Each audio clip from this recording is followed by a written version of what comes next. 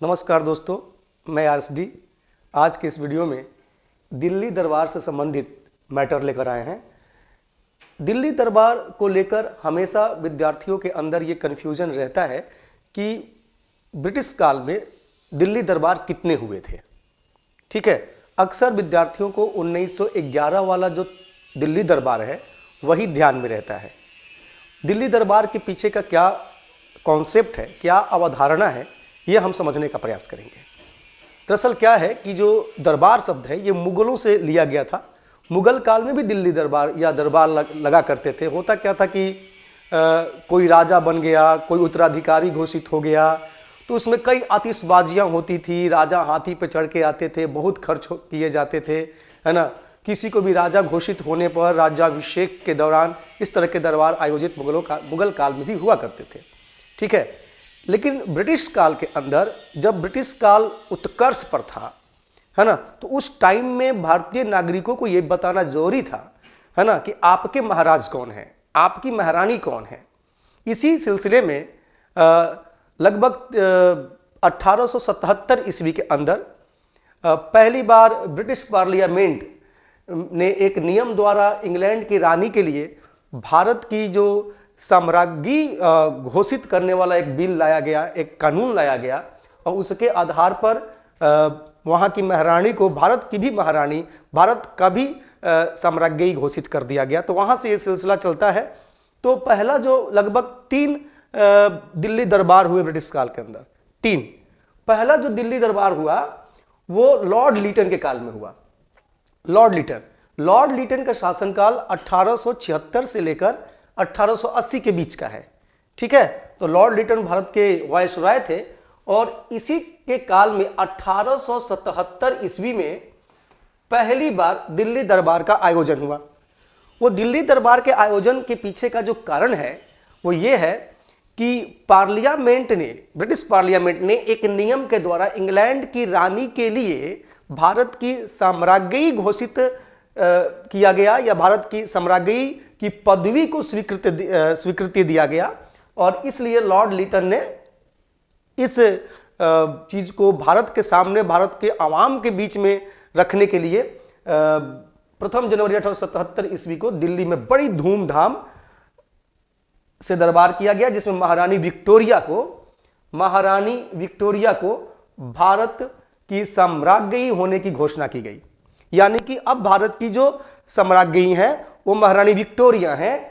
और इसी बीच इस घोषणा से क्या हुआ, इस घोषणा से जो भारतीय राजा हैं, जो भारतीय नवाब हैं, जो भारतीय राजा हैं, जो भारतीय नवाब हैं, उनकी पदवी में थोड़ी सी निम्नता आई, है ना। यहाँ के राजाओं को ये मान लेना होगा कि अब उनके भी महाराज, उनके भी जो राजा हैं वो ब्रिटेन के अंदर बैठे हुए हैं, वही समस्त भारत के महाराज हैं, महारानी हैं विक्टोरिया। तो निश्चित रूप से इस कॉन्सेप्ट के बाद, इस नियम के बाद जब महारानी विक्टोरिया भारत की भी महारानी बन जाती है, तो ये दिल्ली दरबार आयोजित करके पूरे भव्य तरीके से, खर्च भी बहुत होता है इसमें, ठीक है, सभी राजा, सभी नवाबों को आना होता है, सभी लोग अपने अपने साथ गिफ्ट लेकर आया करते हैं। वायसराय भी हाथी पे चढ़ के आएंगे, है ना, उनके फिर वहाँ पे परेड होगा, है ना। तो खर्च का आप अनुमान लगा सकते हैं। ठीक है, तो प्रथम दिल्ली दरबार जब नए कानून आए ब्रिटिश पार्लियामेंट के अंदर और विक्टोरिया को जब भारत का भी महारानी घोषित कर दिया गया, है ना, और इस नियम के आधार पे भारत के अंदर जो नवाब थे, भारत के अंदर जो राजा थे, उनकी भी थोड़ी सी पदवी में निम्नता आई। लेकिन एक चीज़ इसमें ज़रूर हुआ कि अब महारानी के अंतर्गत आ गए, तो कम से कम इन्होंने कहा कि ऐसा है कि अब महारानी के अंतर्गत आने से भारत एक शासन के अंतर्गत आ चुका है। ठीक है, भारत का एक शासन के अंतर्गत आना है। लेकिन हमको लगता है कि यहाँ पे जो भारतीय नेता थे उनका भी ये डिमांड होता था कि ऐसा है कि ठीक है, हम महारानी के अंतर्गत हैं, तो हम उनसे आशा करते हैं कि जैसे ब्रिटेन के अंदर ब्रिटिश नागरिक के अधिकारों की रक्षा की जाती है, ब्रिटेन के अंदर ब्रिटिश नागरिकों की जिस तरीके से सम्मान या उनको अधिकार या उनको और कई अन्य प्रकार के ऐसे अधिकार दिए गए हैं जो भारतीय आवाम को नहीं है, तो तो हम उम्मीद करते हैं कि महारानी से ऐसी आशा करते हैं कि वो भारत के संदर्भ में भी ऐसा सोचेंगी। तो कहीं ना कहीं स्वतंत्रता की भी एक लहर, स्वतंत्रता की आंदोलन का भी एक सोच बीजारोपित होते हुए यहाँ पे हम देख सकते हैं 1877 ईस्वी के अंदर। ठीक है, जब भारतीयों के अंदर ये ख्याल आना कि हम उम्मीद करेंगे कि जैसे ब्रिटेन के अंदर ब्रिटिश नागरिक हैं, उसी तरीके से भारत के अंदर भी महारानी विक्टोरिया के अधीन हमारे भी भारतीय आवाम को उसी तरह के अधिकार मिलेंगे। ठीक है, तो निश्चित रूप से यह पदवी जो है, इस तरह के जो महारानी वाली पदवी जो है, इम्प्रेस ऑफ इंडिया वाली जो पदवी है, ये 1877 से जो शुरू हुआ ये 1947 तक रहा। ठीक है, 1947 तक हम महारानी के अंतर्गत आ गए, हम ब्रिटिश नागरिक हो गए एक तरह से। ठीक है, दूसरी तरफ अगर हम देखें तो लॉर्ड कर्जन के शासनकाल में दूसरा आपका दिल्ली दरबार होता है। ये पहली दिल्ली दरबार। अच्छा एक बात और यहाँ पे समझ लीजिए कि 1877 के अंदर जब लॉर्ड लिटन के शासनकाल के अंदर जब ये प्रथम दिल्ली दरबार होता है, दिल्ली दरबार का कॉन्सेप्ट आपको पता चल ही गया कि अगर हो रहा था, तो उस समय कहीं ना कहीं भारतीय जनमानस में ये भी एक असंतोष था कि अभी 1876 के अंदर, 77 के अंदर, 78 के अंदर लगभग 2-3 साल तक आप देखिएगा बम्बई में, मद्रास में, बम्बई, मद्रास, आपको दक्षिण के और कई राज्य, हैदराबाद, तो मैसूर, इन सभी राज्यों में बहुत भीषण अकाल पड़ा था और उस अकाल के लगभग 50 लाख लोग उस अकाल में काल कलवित हुए थे। एक तरफ इतना बड़ा अकाल और दूसरी तरफ इतने बड़े भव्य दिल्ली दरबार का लगना निश्चित रूप से भारतीय आवाम को एक असंतोष और एक तरह का भावनात्मक पीड़ा भी देती है ना। लेकिन सबसे अहम ये था कि भारतीयों को ये पता चले कि आपका ओरिजिनल महारानी कौन है ना, आपके राजा या आपकी रानी कहाँ है ना, अब आप किस शासन के अंतर्गत हैं, ये भी आपको पता चलना चाहिए। हमको लगता है कि इसी उम्मीद से ये दिल्ली दरबार लॉर्ड लिटन ने 1877 के अंतर्गत आयोजित किया था। ठीक है, दूसरा जो आपका ये पहला यहाँ पे आपका दिल्ली दरबार होता है। जो दूसरा दिल्ली दरबार है वो लॉर्ड कर्जन के शासनकाल के अंदर, जब लॉर्ड कर्जन भारत के वायसराय थे, उनका काल जो 1899 और 1905 के बीच था, और इसी 1899-1905 के बीच में 1903 ईस्वी होता है, और इसी 1903 ईस्वी में दूसरा दिल्ली दरबार आयोजित किया गया था लॉर्ड कर्जन के शासनकाल के अंतर्गत। ठीक है, तो लॉर्ड कर्जन के शासनकाल के अंतर्गत जो दूसरा दिल्ली दरबार आयोजित किया गया, उसकी खास बात यही थी कि दिल्ली दरबार आयोजित क्यों किया जा रहा है ये तो आपको पता ही है कि आपको पता चलना चाहिए कि आपके महाराज कौन है, आपकी महारानी कौन है। नहीं, खासकर ब्रिटेन की जब भी बात होती है तो क्राउन और महारानी के संदर्भ में बात होती है। तो जनवरी 1901 ईस्वी में जो सम्राज्ञी जो विक्टोरिया हैं उनकी मृत्यु हो जाती है, और उनकी मृत्यु के बाद उनका जो पुत्र है एडवर्ड सप्तम गद्दी पर बैठता है। जब एडवर्ड सप्तम गद्दी पर बैठेगा तो यहां भारतीयों को पता चलना चाहिए कि आपके महाराज कौन है, आपके राजा कौन है। ठीक है, तो इसलिए लॉर्ड कर्जन ने 1903 ईस्वी में भारत के अंदर दूसरा दिल्ली दरबार का आयोजन किया। अब जाहिर सी बात है, दिल्ली दरबार आयोजित होगा तो बहुत खर्च भी होगा, और हमको जहां तक पता है, हमने जो पढ़ा है उसके हिसाब से अगर हम कंपेयर करें तो पहला जो आपका दिल्ली दरबार होता है, तीसरा जो दिल्ली दरबार होता है, इस दोनों दरबार से ज्यादा भव्य दरबार लॉर्ड कर्जन के शासनकाल में जो 1903 के अंदर जो द्वितीय दिल्ली दरबार हुआ था, यह सबसे ज्यादा खर्चीला दरबार था।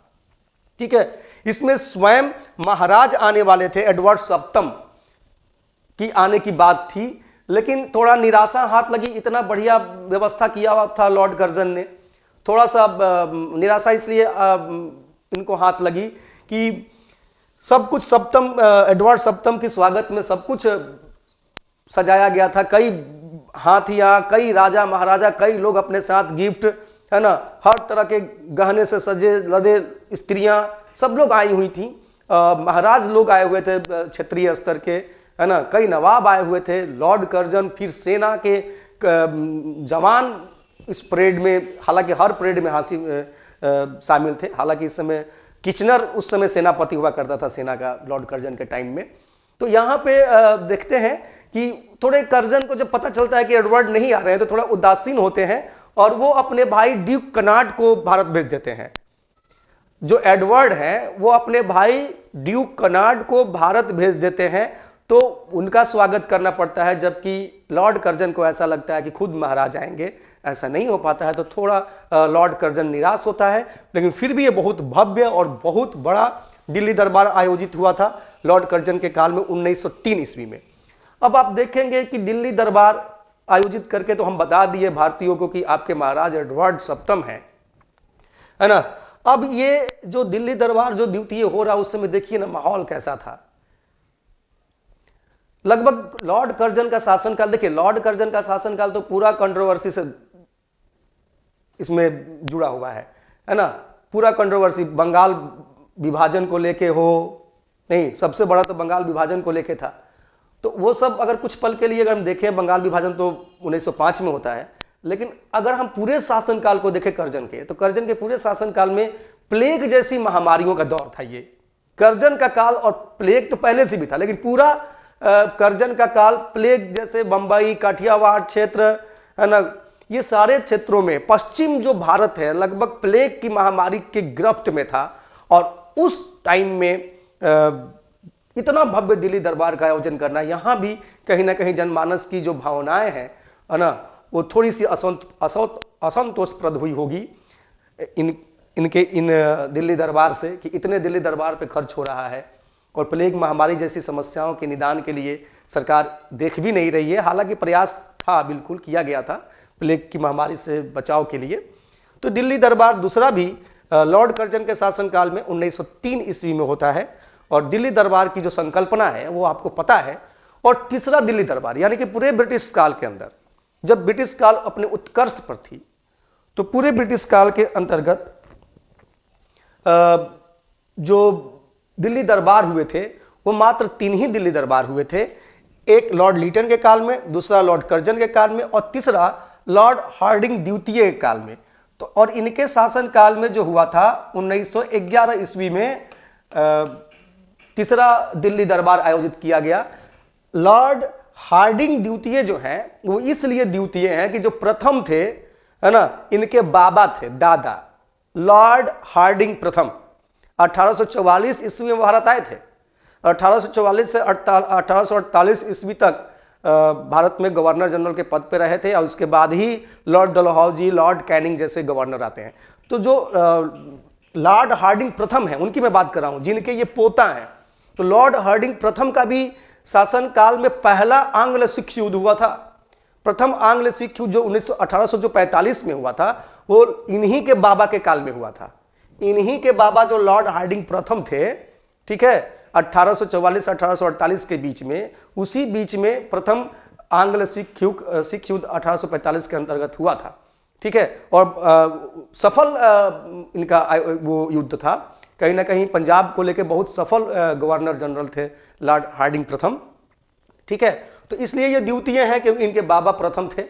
ठीक है, तो ये जो द्वितीय जो लॉर्ड हार्डिंग द्वितीय हैं 1910 से 1916, इन्हीं के शासनकाल के अंदर 1911 ईस्वी में प्रथम तृतीय जो दिल्ली दरबार है आयोजित किया जाता है।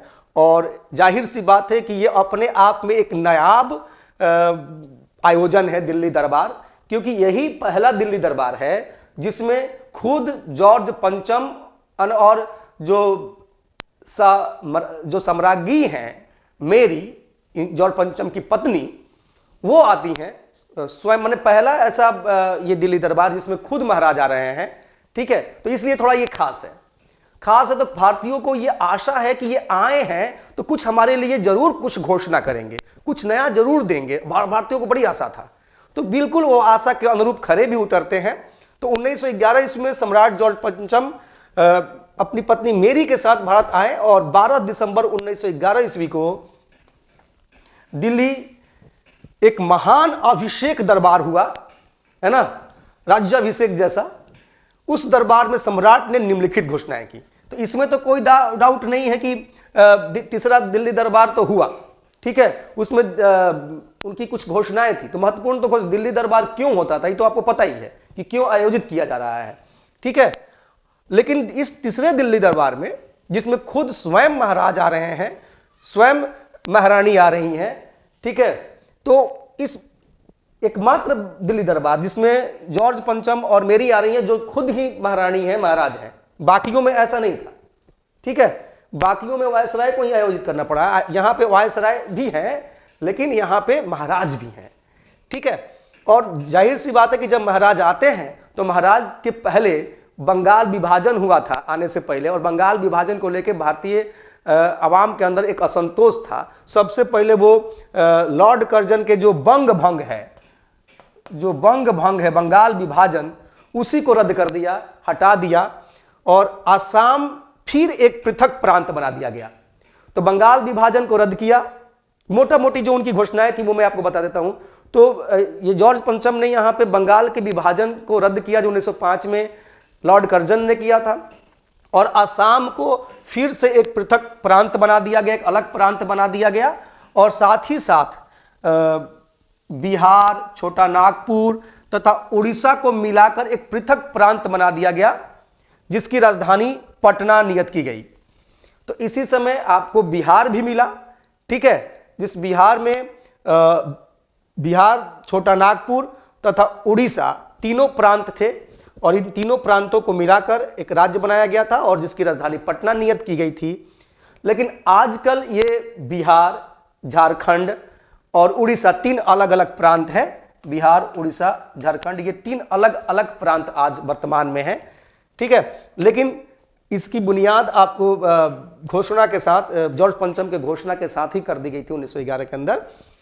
जो उनका जो दूसरा ये घोषणा है वो है कि कोलकाता के स्थान पर दिल्ली, जो कि अधिक केंद्रीय थी, भारतवर्ष की राजधानी बनाई गई।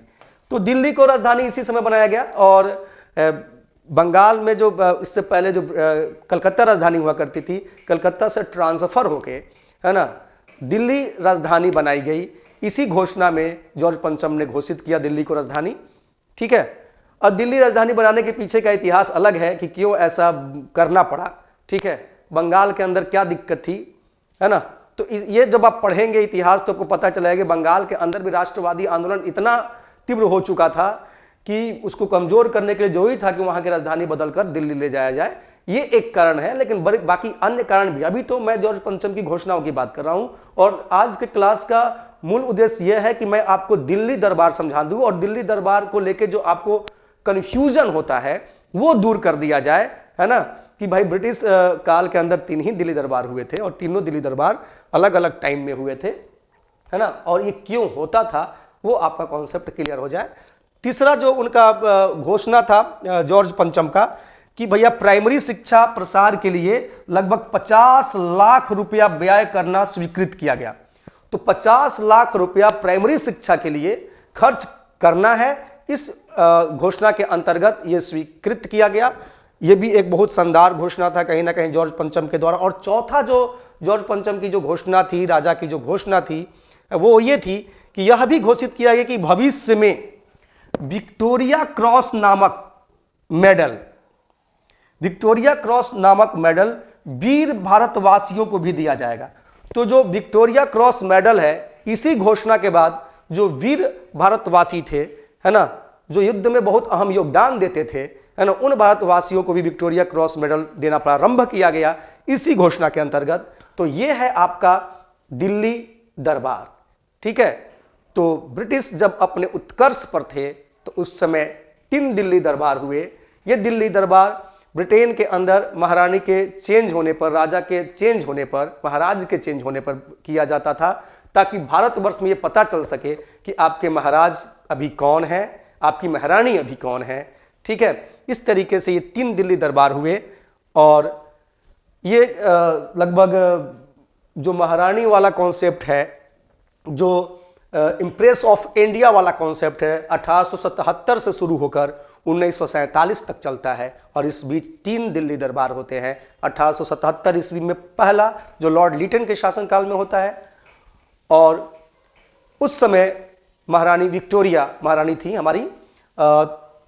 दूसरा जो है लॉर्ड कर्जन के शासनकाल में 1903 में होता है। एडवर्ड सप्तम उस समय हमारे महाराज थे, मतलब कि ब्रिटेन के अंदर, है ना। और वाइसराय लॉर्ड कर्जन थे। और 1903 के अंतर्गत दूसरा, और जो तीसरा है वो 1911 के अंदर होता है, जब वाइसराय लॉर्ड हार्डिंग द्वितीय हैं और महाराज जॉर्ज पंचम हैं। तो उम्मीद करते हैं कि आज की इस वीडियो से आपको दिल्ली दरबार से संबंधित कन्फ्यूजन्स क्लियर हुए होंगे। ठीक है, नमस्कार।